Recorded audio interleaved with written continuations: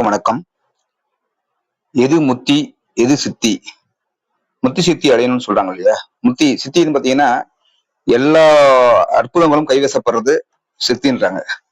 முத்தின்றது பாத்தீங்கன்னா மனிதனுடைய முடிவான முடிவு, பிறப்பறுக்கு நிலைக்கு போறதுக்கு சுத்த தேகம், பிரணவ தேகம், ஒளி தேகம், ஞான தேகம் எடுக்கிறது முத்தி நிலை. சுத்த தேகம் எடுக்கிறது முத்தி நிலை தான். இந்த முத்தி சித்தி எதையுமே புரிஞ்சுக்கிறதுக்கு அருளாளர்கள் இடைக்கால சித்தர் பாத்தீங்கன்னா ஒரு பாடல சொல்லியிருக்காங்க. அதை எப்படின்னு புரிஞ்சுக்கலாம். இது மனிதன் குறள் திருவள்ளுவர் பாத்தீங்கன்னா, தவம் செய்வார் தம் கர்மம் செய்வார், மற்றால் அல்லார் அவம் செய்வார் ஆசையில் உட்பட்டு. தவம் செய்யறவங்க தான் தமக்கான வேலைகளை செய்யறாங்க. மீதி பேர் எல்லாமே ஆசையின் வகைப்பட்டு அவர்களுக்கான அவத்தை, அவர்களுக்கான தீமைகளை அவர்களே செஞ்சுக்கிறாங்கன்றதுதான் அதுல புரிதல் எடுத்துக்க சொல்றாங்க.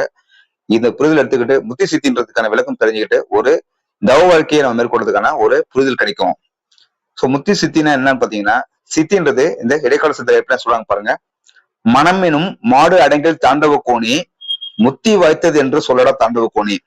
மனம் எனும் மாடு அடங்கில் தாண்டவ கோணி, முத்தி வாய்த்தது என்று சொல்லடா தாண்டவ கோணி. சோ மனம்ன்றது அடங்குற வேலையை செஞ்சா போதும். மனம் அடங்குற வேலையை எப்படி செய்ய முடியும்? ஒண்ணு மனம் செம்மையாக்கணும், இல்ல மனம் சினமிறக்க கட்டாலும் சித்தியெல்லாம் பெற்றாலும் அப்படின்றாங்க. சினமிறக்க கட்டாலும் சித்தியெல்லாம் பெற்றாலும் மனமிறக்க கலருக்கு வாயன் பராபரமாட்டாங்க. அப்படின்னா மனம் இறக்க கலரணும். ஒன்னும் மனம் மனம் இயங்காம பண்ணிடணும், செல்ல போட்டுடணும். அப்படி இல்லைன்னா மனத்தை செம்மையாக்கிடணும். மனதை செம்மையாக்குறதுன்னா அன்பு மயமா வாயிடுறது, தெய்வ மயமா வாயிடுறது, ஜீவகாரணி ஒழுக்கத்துல வாழ்றது மனம் செம்மையாக்குற வேலை. இல்ல மனம் இறக்க கட்டுறதுன்னா தியானத்தை தவமா மாத்துற வேலை மனம் இறக்க கட்டுறது. சோ இந்த மனம் இறக்க கலருக்கு வாழை பராபரம்ன்ற மாதிரி மனம் எனும் மாடு அடங்கில் தாண்டவ கோணி, முத்தி வாய்த்தது என்று சொல்லடா தாண்டவ கோணி. அப்போ மனம் இறக்கிறதுக்கான கட்டுறதுக்கு தவம் பழகிறது முக்கியமான விஷயமா நம்ம எடுத்துக்கலாம். சோ தியானத்தை தவமா மாத்துறதுக்கான விஷயங்கள் கத்துக்கலாம். சினம் எனும் பாம்பு இறந்தால் தாண்டவ கோணி, யாவும் சித்தி என்றே சொல்லடா தாண்டவ கோணின்றாங்க. சினம் எனும் பாம்பு இறந்தால் தாண்டவ கோணி, யாவும் சித்தி என்றே நினையண்டா தாண்டவ கோணின்றார். எல்லாமே உனக்கு சித்தி ஆயிடுச்சு. எப்படின்னா சினம், உனக்குள்ள கோபம் ஒண்ணு விஷயம் இருக்குது. அந்த கோபம்ன்றது இல்லாம பண்ணிடு. அது உனக்குள்ள அவனை யாரு உனக்குள்ள கோபப்படுறானோ அவனை கொன்னுடு, அவனை இல்லாம பண்ணிடு. கோபமே படாம அன்புமயமா வாழ பழகிக்கோ. அப்படி கோபப்படாம இருந்துட்டுனா உனக்கு சித்தி வச்சிருந்துன்றது நீ நினைச்சுக்கோன்றாங்க.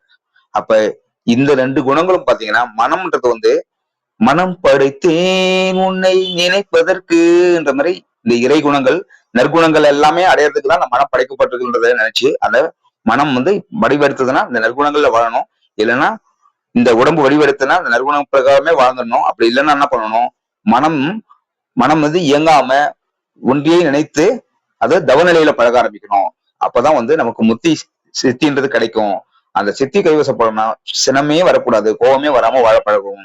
ஒவ்வொரு டைமும் கோபமும் இந்த மனம் இந்த தௌவாக்கிய விட்டு வெளிப்பட்டு இந்த உலகவாக்கியம் மட்டுமே பட்டிக்கிட்டு மனம் சோர்வடைய கொள்ளலாம்.